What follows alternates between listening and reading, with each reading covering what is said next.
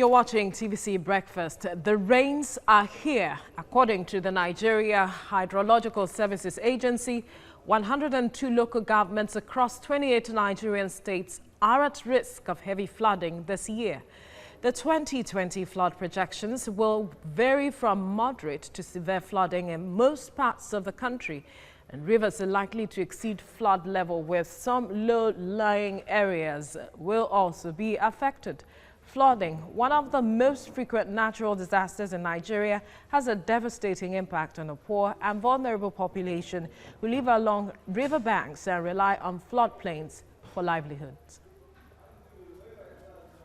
Idosalawo environmentalist and MD CEO Mark Press West Africa Limited joins me via Skype from Ibadan. Good morning and thank you for joining us on TVC Breakfast. Good morning. Thank you for having me. Well, talk to us what the situation is in Ibadan, across Lagos and even Benin. The floods as the rains came down last week and even with the weekend. What's the situation like in Ibadan? Hope the floods are not also disturbing you over there. Yeah, we have heavy rain last week in Ibadan too. It rained for like 2 days.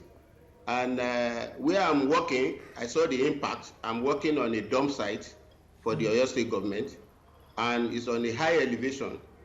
But thank God we have done the drainage system of the dump site, so we are able to control the flood, and it didn't affect our road construction. And that is one of the pointer to what we mean by putting drainage infrastructure in place. That's from a small area. Now let's look at the larger community. If we don't have proper drainage channel, if the drainage channel are blocked, the result is what you see. Don't forget that the rain that came last week did not even give any warning. So it's one of the type of rain that we refer to as flash flood, which is a typical flooding of urban flooding. We have three types of flooding: the coastal flooding, the urban flooding, and the river flooding. Lagos is prone to all the three. And so this is just one of the type of flooding that we should be expecting. The remaining two are still coming. So every year that we used to tell them about the effect of flooding, we should look at the primary effect of flooding and secondary effect of flooding.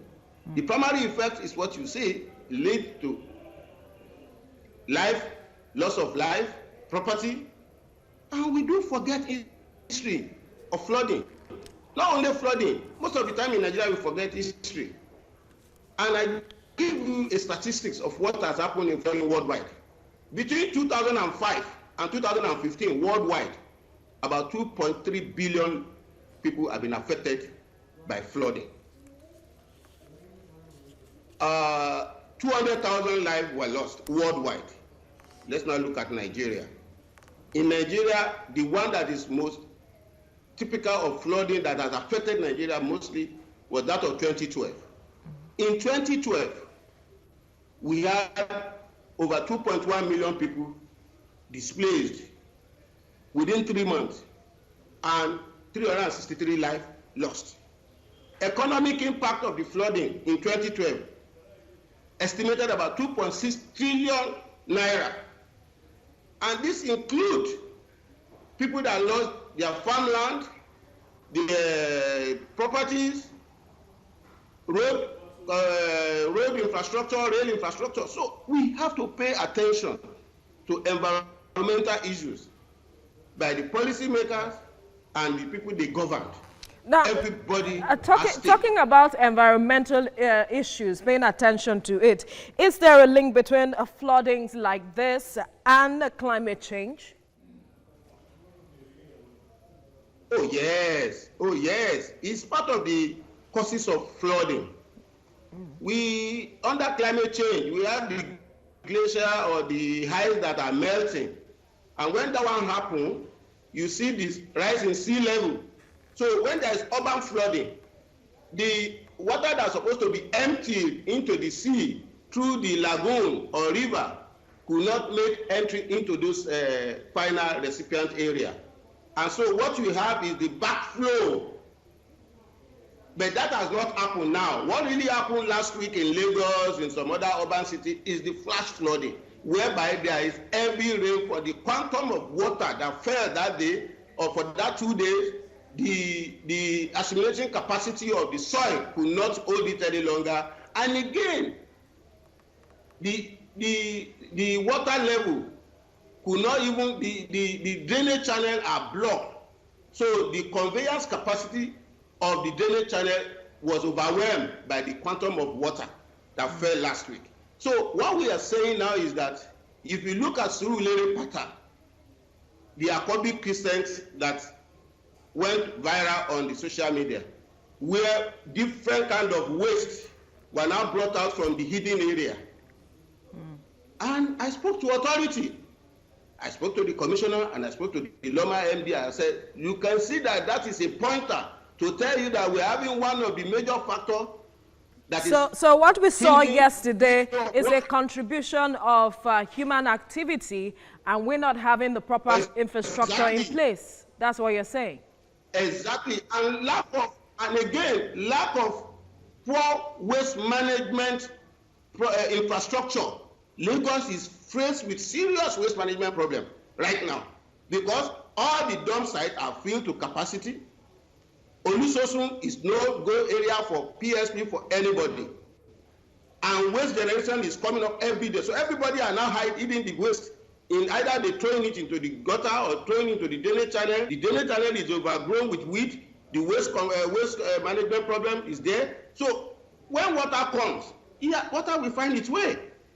So we have to sit down, go back to the drawing board, and come up with an holistic approach to solve problem of flooding and waste management in Lagos State. All right, Tidosala, we'll leave the conversation here for now. Thank you so much for speaking with us.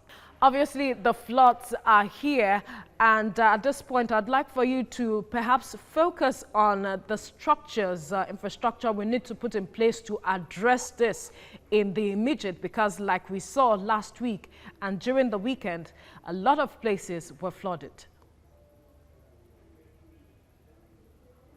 Okay. I give you some description of what flood disaster management plan is all about. And this is under this flood disaster management plan that we have the infrastructure and structure that we are talking about. This flood disaster management is in 4 phases. The first one is preparedness. The second one is prevention. The third one is response and mitigation phase. All these are key to preventing flooding and reducing the risk of loss to life and property. Now, under the prevention phase of flood management, for flood disaster management plan, you have what we call preparedness. Under this preparedness is early warning. Early warning, and this is being taken, and we are doing one, but almost all the 36 states, close to 120 something local government will be affected. And under this same warning, government institutions should use this as a pointer to be able to prepare for the worst or what might happen to during the flooding. The first 2 are before flooding. The last 2 are during and after flooding. So under the prevention level, you talk of forecast. It has been forecasted that this year rain, we have in the south, we have up to close to 200 and something, 212 or 211 days in the south, while in the north, it's about 116 or 160 something days.